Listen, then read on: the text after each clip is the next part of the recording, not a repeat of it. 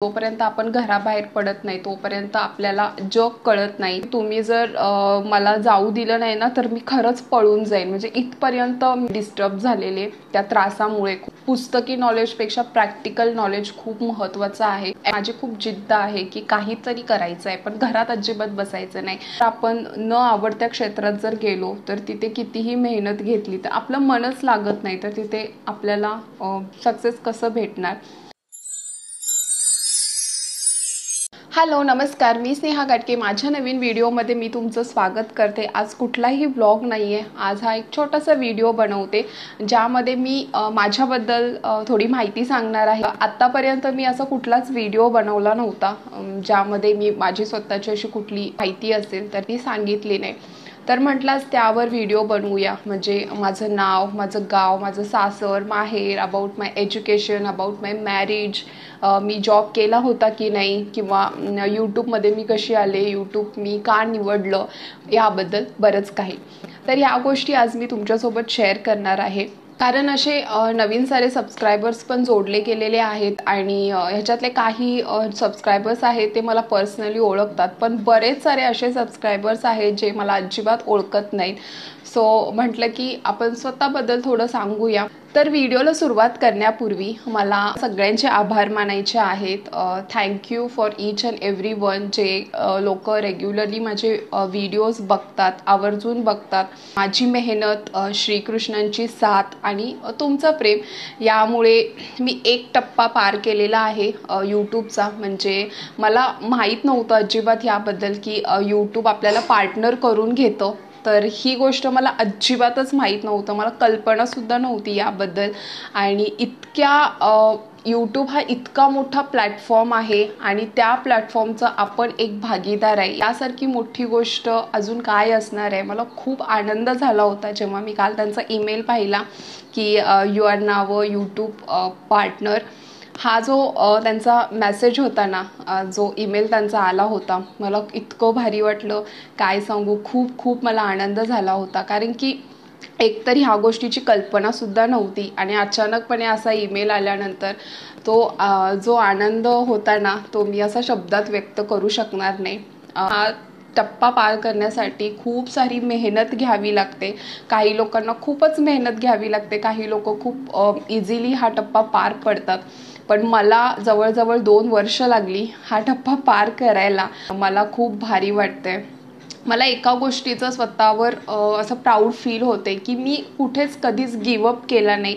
कारण की कधी कधी ना अशी वेळसुद्धा माझ्यावर यायची की मला ह्या सगळ्या गोष्टी नको वाटायच्या. असं वाटायचं की सगळं सोडून द्यावं. तर इतकं मला डिमोटिवेट वाटायचं, इतकं मी विचित्र फील करायचे. आणि जेव्हा माझ्या बाबतीत एक गोष्ट तर नेहमी घडत आलेली आहे किंवा अजूनही घडते, असं नाही की ते बंद झाले. पण जेव्हा आपण सकाळी उठतो तेव्हा एक नवीन एनर्जी असते अंगामध्ये. एका नव्या उमेदीने आपण उठतो सकाळी की आपल्याला आज हे करायचं आहे, ते करायचं आहे. मी जशी अंथरुणातून उठते ना, माझं मनातनं असे निगेटिव्ह विचार यायचे आणि असं वाटायचं ना की यूट्यूबमधून आपण गिवअप करूया का, आपण हे करतोय कशासाठी करतोय. रोज माझ्या मनामध्ये असा विचार यायचा आणि मला इतकं डिमोटिवेट व्हायचं. आणि मग काही वेळ गेला की मग एक नवीन स्फूर्ती यायची, एक नवीन उमेद अशी मनामध्ये तयार व्हायची की नाही, आपण गिवअप करता कामा नये. इथपर्यंत मी जर केलेलं आहे, इथपर्यंत मी पोहोचले, तर आत्ता ह्या टाईमला का गिवअप करायचं. सो काही मी मोटिवेशनल व्हिडिओज बघायचे किंवा श्रीकृष्ण आयुष्यात आहेत माझ्या. मी खूप ब्लेस्ड आहे की श्रीकृष्ण माझ्या आयुष्यात आहेत, त्यांची साथ आहे, तुमचं प्रेम आहे. तर श्रीकृष्णांशिवाय इतके चांगले मोटिवेटर जर आपल्या आयुष्यात असतील तर अजून काय हवं आहे. सो मला जे मोटिवेशन मिळतं ना ते त्यांच्याकडून मिळतं. तर हे मी खरंच पहिल्यांदा मी त्यांचेच आभार मानले. प्रत्येक छोट्या मोठ्या गोष्टींसाठी मी त्यांचे आभार मानत असते.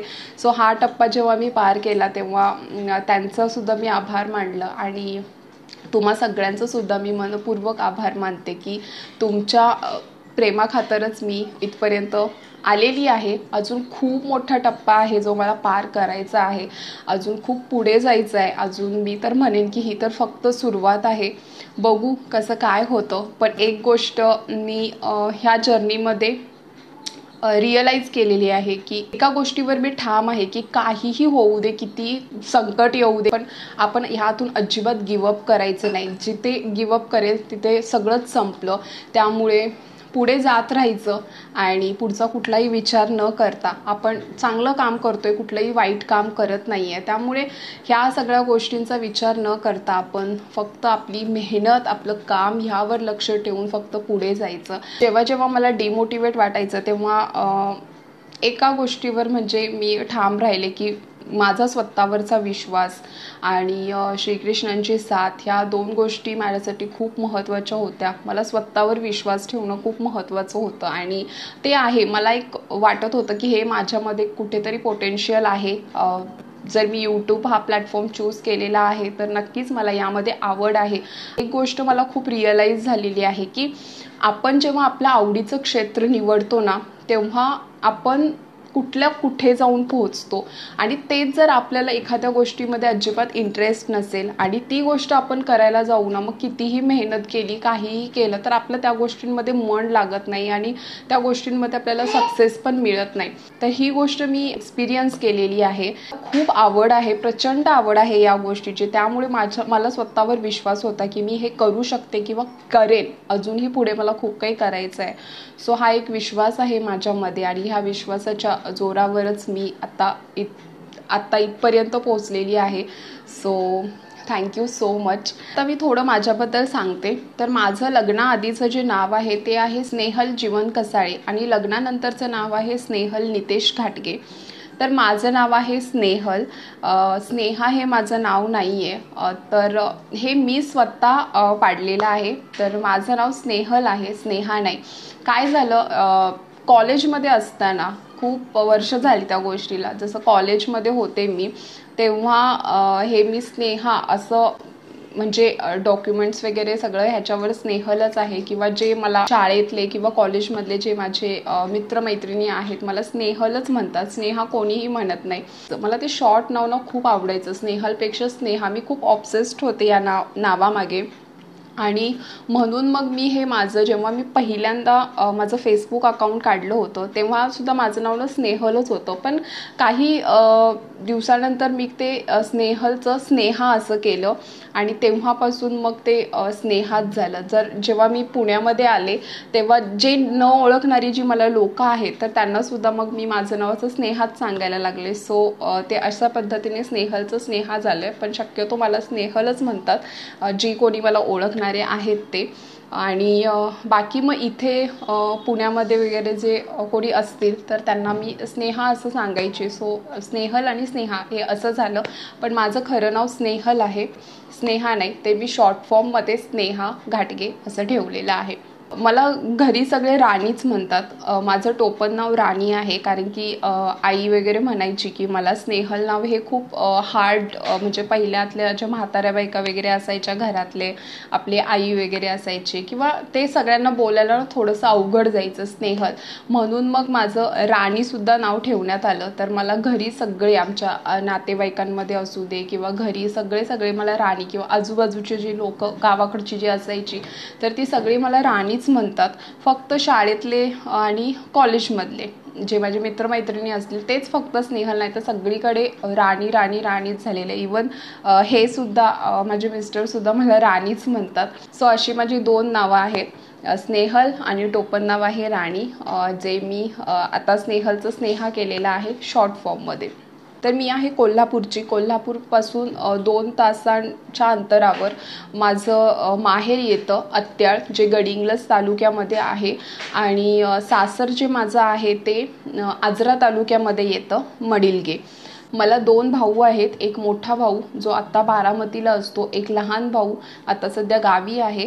तर आम्ही तिघेजण, मी 2 नंबरची, लहान भाऊ माझ्यापेक्षा आहे. तर आम्ही असे तिघेजण आहोत. आई पप्पा शेतकरी आहेत, शेती करतात, सासू सासरे पण शेती करतात. तर माझं जे शाळेतलं शिक्षण आहे ते अत्याळमध्येच झालं. म्हणजे 1ली ते 4थीपर्यंत माझं शिक्षण मुंबईमध्ये झालं. आम्ही आधी मुंबईला राहायला होतो. पप्पांची कंपनी बंद झाली त्यामुळे मग आम्ही गावी गावी शिफ्ट झालो. त्यानंतर 5वी ते 10वी पर्यंत जे शिक्षण आहे ते माझ्या माहेरमध्ये अत्याळ गावामध्ये महाराष्ट्र हायस्कूल अत्याळ, तर ह्या शाळेत झालं. त्यानंतर 11वी ते माझं 15वी पर्यंत जे शिक्षण आहे ते माझं घाळी कॉलेज, गडिंग्लज घाळी कॉलेजमध्ये झालं.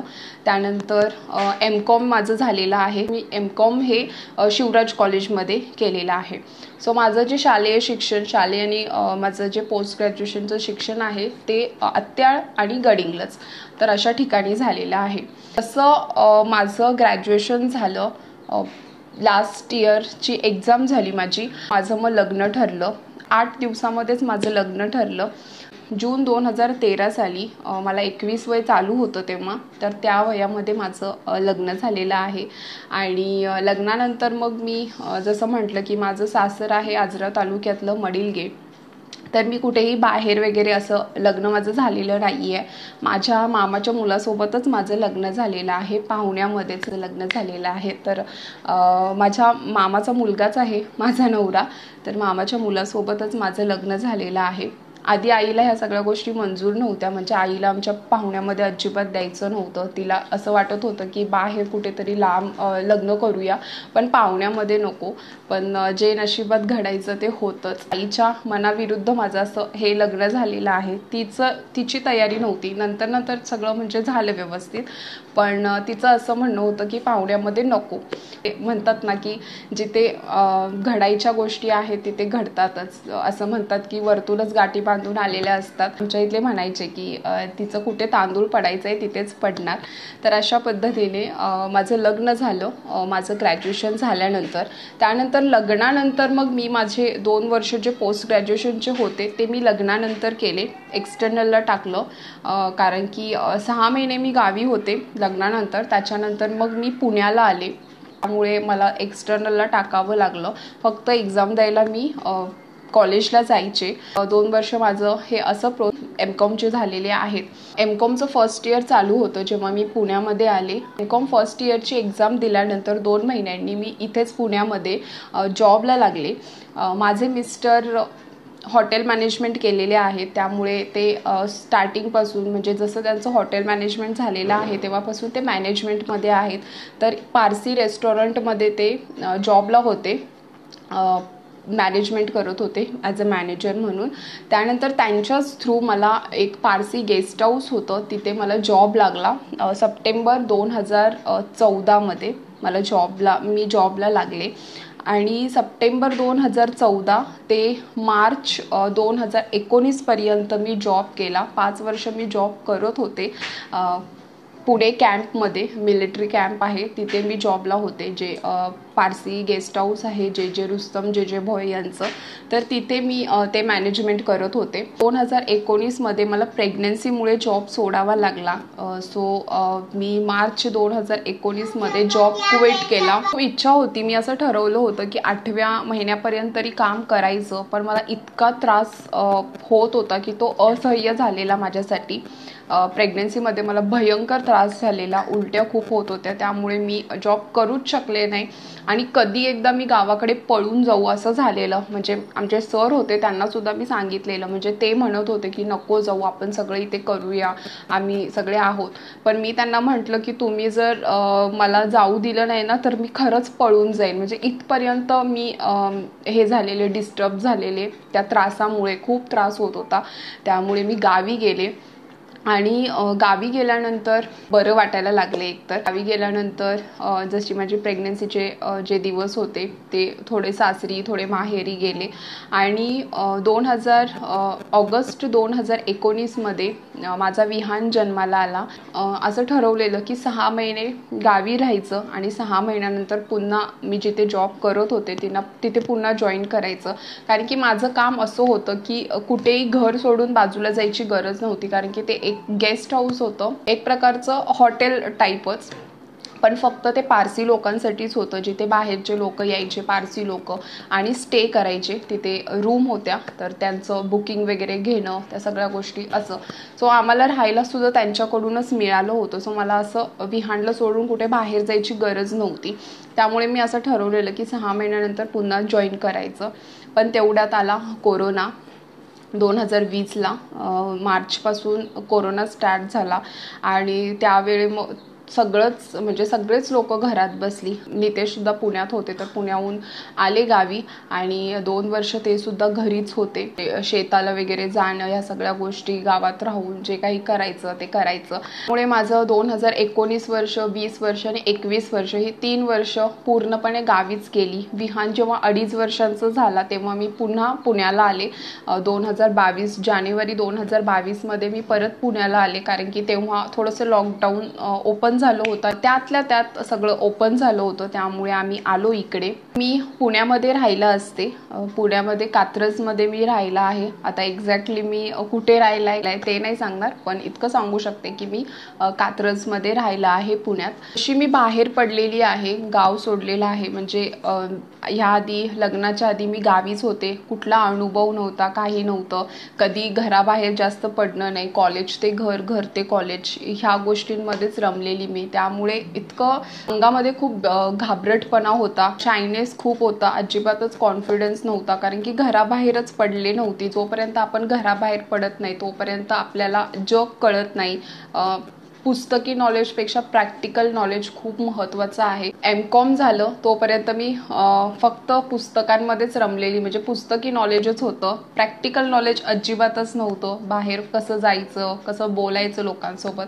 तर ह्या सगळ्या गोष्टी जेव्हा मी जॉबला लागले तेव्हा मी शिकले, बऱ्यापैकी शिकले. मला हिंदीसुद्धा अजिबातच बोलता येत नव्हतं आणि इंग्लिशसुद्धा माझं खूप कच्चं होतं, कारण की सगळं जे शिक्षण आहे ते माझं मराठी मीडियममध्ये झालेलं आहे. जेव्हा मी जॉबला लागले त्या इन्व्हायरमेंटमध्ये राहिले, त्यामुळे माझं हिंदीसुद्धा थोडं सुधारलं आणि इंग्लिशसुद्धा माझं बऱ्यापैकी सुधारलं. जॉबला लागल्यामुळे मी खूप काही गोष्टी शिकल्या. आत्ता असं झालेलं आहे की आता माझं विहान 4 वर्षांचं आहे आणि जॉब करायची खूप इच्छा आहे. म्हणजे काहीतरी करायचं आहे, घरात असं बसून राहायचं नाही. पहिल्यापासून ती सवय आहे, म्हणजे ती जिद्द आहे काहीतरी करायची आणि खूप सारे ध्येय आहेत, छोटी छोटी का असेनात, पण खूप साऱ्या गोष्टी पूर्ण करायच्या आहेत, स्वप्न पूर्ण करायचे आहेत माझे. त्यामुळे माझी खूप जिद्द आहे की काहीतरी करायचं आहे, पण घरात अजिबात बसायचं नाही.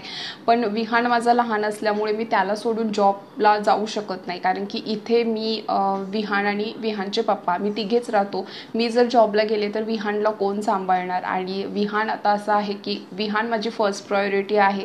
त्याच्या पेक्षा मोठं माझ्यासाठी कुठलीच गोष्ट नाही आहे. त्याच्याकडे लक्ष देणं, त्याला सांभाळणं, त्याला चांगल्या सवयी लागणं, सो ही माझी फर्स्ट प्रायोरिटी आहे. त्यामुळे त्याला सोडून मग मी कुठे बाहेर जाऊ शकत नाही, जॉब करू शकत नाही. तर म्हणून मग मी ठरवलं की व्लॉग स्टार्ट करूया. ह्या गोष्टी आत्ता, जसं मी म्हणेन की लॉकडाऊन नंतर ह्या गोष्टींना खूप दुजोरा मिळाला आहे, की ह्याच्या आधी यूट्यूबवर इतकं जास्त काही नव्हतं. म्हणजे आत्ता इतके कॉन्टेंट क्रिएटर झालेले आहेत. इंस्टाग्रामवर बघितलं, यूट्यूबवर तर इतके सारे व्लॉगर्स आहेत, मस्त मस्त कॉन्टेंट क्रिएटर्स आहेत, खूप सारे आहेत. त्यामुळे हे तेव्हा जास्त नव्हतं की यूट्यूब अजिबातच, यूट्यूबवर काही कामच नसायचं. मी फारसे यूट्यूबवर नसायचेच. हॉटस्टार, इंस्टाग्राम ह्या गोष्टी मी इतक्या पण बघायचे, ते हॉटस्टार, इंस्टाग्राम असं काहीतरी, पण यूट्यूबवर माझा जास्त संबंधच नव्हता. त्यामुळे जसं लॉकडाऊन पडलं तसं खूप सारे कॉन्टेंट क्रिएटर तयार झाले आणि त्याच्या आधी असतील पण मला कदाचित माहीत नसेल. मग माझ्या मनात एकदा आला विचार की आपण यूट्यूबवर करू शकतो, कारण की मला समजलं की यूट्यूबवर आपण काहीतरी केलं, म्हणजे यूट्यूब चॅनल काढलं, व्लॉग असू दे, कुकिंग चॅनल असू दे, काहीही जे आपल्यामध्ये आहे आपण करू शकतो. तर ते जर आपण करून टाकलं की त्याचे पैसे मिळतात, हे एवढंच माहीत होतं.